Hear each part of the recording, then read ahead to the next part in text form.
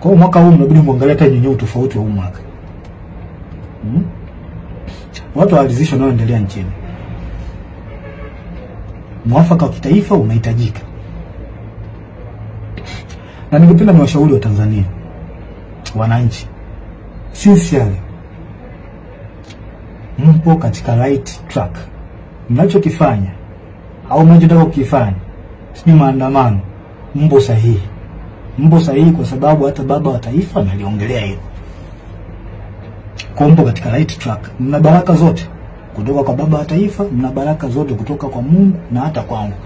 Na pia mnatakiwa mtambue kwamba asilimia kubwa ya wanajeshi wapo upande wenu. Wengi hawezi kutoka hadharani kama nilivyotoka mimi. Kwa sababu sio ujasiri wa kila mtu ambaye anaweza kufanya hivi. Ila mtambue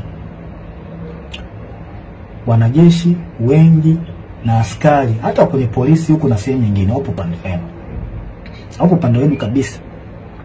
Na kwa sababu mnachokisimamia ni haki na kinaonekana, basi jua hata baba wa haki ni Mungu wetu, Mungu wa mbinguni, yupo upande wenu.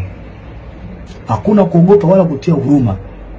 Hili naliongea kwa msisitizo. Hakuna kuogopa wala kutia huruma. Na ole wake, yaani hapa naliongea sasa kwa kumaanisha ole wake polisi au mtu yoyote atakayewazuia wa Tanzania kutimiza haki yao kikatiba.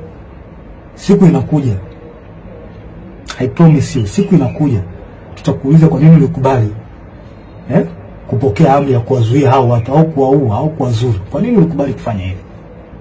Najua muamini, lakini siku iko njiani. Hatuwezi kuacha taifa lipotezwe na watu wachache. Iko kitu hakikubaliki hata kidogo.